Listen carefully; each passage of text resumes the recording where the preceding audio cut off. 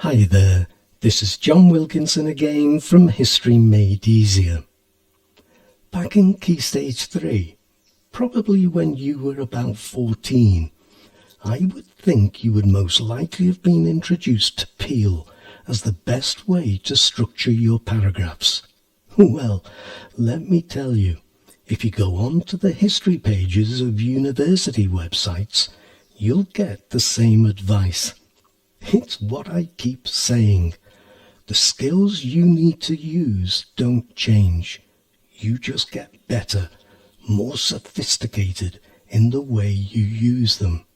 And full disclosure, this is the same introduction as that for my IGCSE presentation on writing a strong paragraph. So let's familiarise ourselves with what Peel stands for. P. Introduce your point. Sometimes this is called the topic sentence, and an essay plan is simply a list of each topic point. And if you write a plan, each point will lead nicely to the next point. E.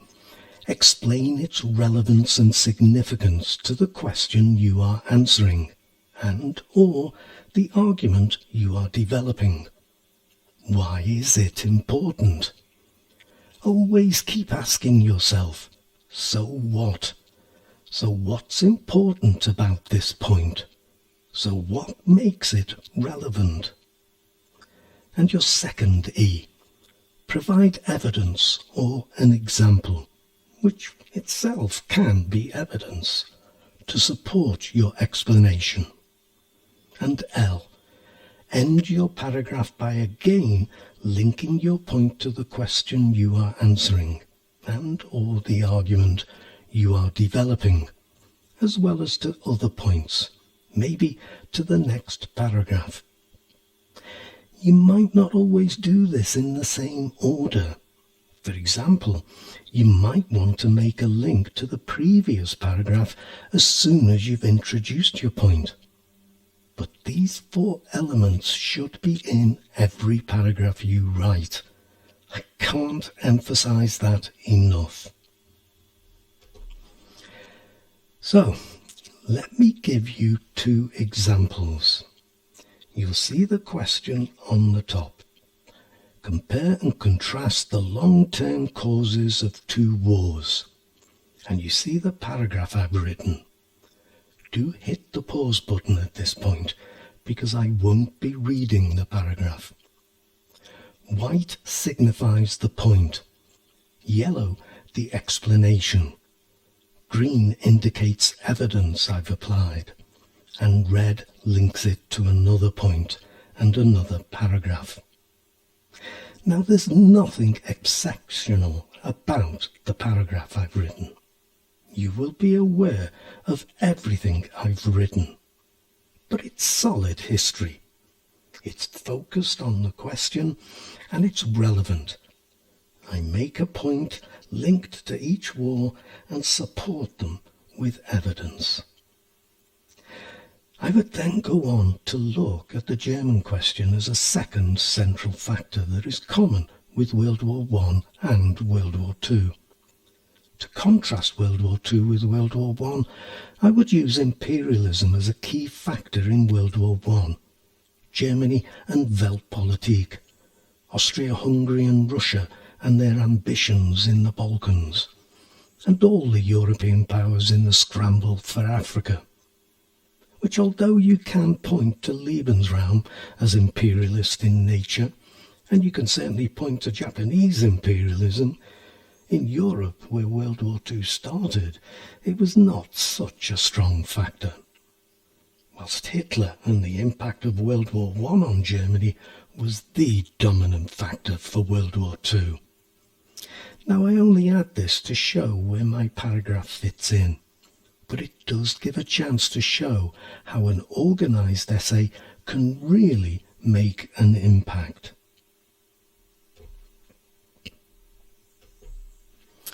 And so to a second question. The conditions in which authoritarian states emerged were mainly determined by economic factors.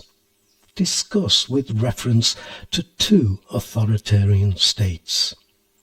Again, white signifies the point, yellow the explanation, green indicates evidence applied, and red links it to another point and another paragraph.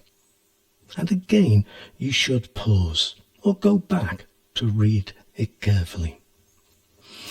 You'll see that this time it's a paragraph that flits around from the opening point to a brief explanation, to evidence, to making links to other factors, back to explanation, before linking to the next paragraph, which will show that other factors were at play in explaining Hitler's rise to power, yet also linked to the point I'm making in this paragraph.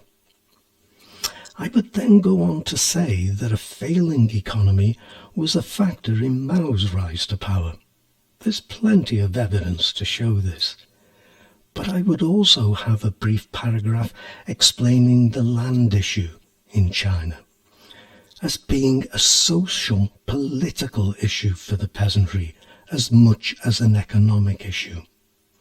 And I would have a paragraph that explains the presence of foreign powers as a factor particular to China. So again, I think I'm presenting a focused and so relevant response. So, another skills presentation for you that I hope you find useful. Of course, your final mark will depend fundamentally on your knowledge and understanding of the history you have studied. But it will also depend a lot on how you present your thoughts. Think about that.